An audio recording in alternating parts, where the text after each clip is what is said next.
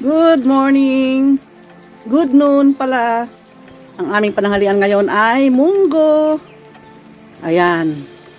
Malambot na yan, munggo na yan kasi kanina umaga pinakuluan ko. Pagkatapos tinanggal ko dito sa kalan. Yung init niya, yun na nagluto sa kanya. Ngayon tanghali, binalik ko na dyan. Halos luto na. Pinakuluan ko na lang siya. Nilagang munggo, nilagyan ko na ng bagoong. Ayan, masarap yan mga kaigsuunan, mga kakabsat. At ang ihahalo ko doon sa munggo ay bunga ng malunggay. Ito, may bunga itong malunggay namin. Ihahalo ko dyan. At saka dahon ng malunggay. Parang malunggay. Oh, bunga at saka dahon. Ayos lang yan, masustansya yan. Yan na, yung malunggay. At hindi lang yan mga kakabsat. Layunak dagdagan ko ng ibang dahon, syempre. Masustansyang dahon din itong aking halo. Alam ba niyo kung ano to? Tcharan! Talbos ng ipil-ipil. Ayan. Masarap yan, talbos ng ipil-ipil. Subukan ninyo. Kahit yung bunga, nakakain, kahit yung dahon. Pero ang kinuha ko lang ngayon ay ang talbos. Yan o, bagong sipol. Yan o. Pinaghalo ko na yung malunggay at saka yung dahon ng ipil-ipil. Yung mga hindi pa nakakasubok niyan, subukan po ninyo kasi masustansya po yan. Ayan, alam ba ninyo na yung kambing, ang dami-daming kinakain ng mga damo na pwede rin natin kainin. Basta sila ay hindi nalalason sa damong yan, pwede rin nating kainin. Kaya sundan lang ninyo yung mga kambing ninyo kung ano yung mga damo na kanilang kinakain. Yung paragis, gustong-gusto nila yung paragis, pero ngayon, alam ba ninyo na yung paragis ay napakaganda palang gamot para sa atin. Sa mga sakit-sakit sa katawan, ina-advertise na yan, di ba? O kilala na rin yan, yung paragis. Ang dami dito sa kapaligiran pag tag-ulan na, yung paragis. Gustong-gusto ng kambing, sigurado. Yan din ay maganda sa atin. Matataba yung kambing, siyempre tayo tataba rin, lulusog din.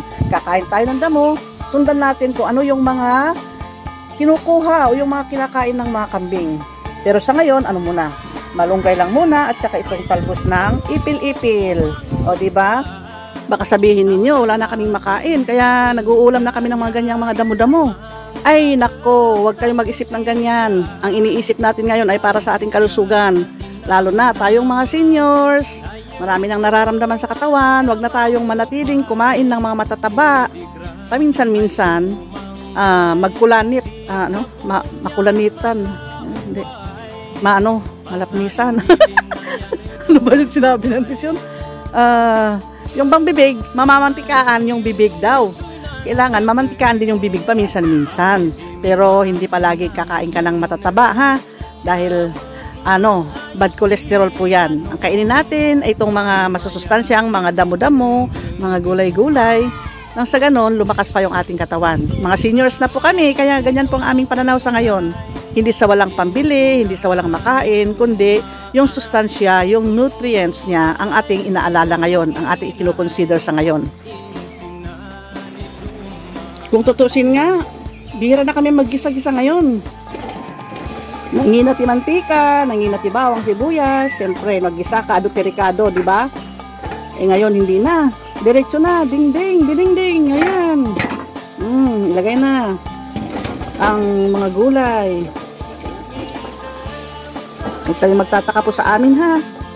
Kung ganito ang aming mga niluluto, sa susunod, maglalagay pa ako ng ibang mga putahe na yung mga damo-damo dito na pwedeng makain pala. Papakita ko sa inyo na ito yung aming niluluto. Ayan, luto na ang aming pananghalian. Huwag lang i-overcook para hindi matanggal yung kanyang sustansya. Kita pa yung aming used kalan, no? Hindi na ako gumamit ngayon ng used kalan. Used oil kalan pala. Ito, dalawang used oil kalan namin. Hindi na ako gumamit yan. Mas mabilis kasi itong kahoy. Kahit ang aking mga kamay ay puro uling na, okay lang yan. May tubig naman na panghugas, may sabon naman na panghugas, okay lang yan. Okay, hanggang sa muli. Bye-bye!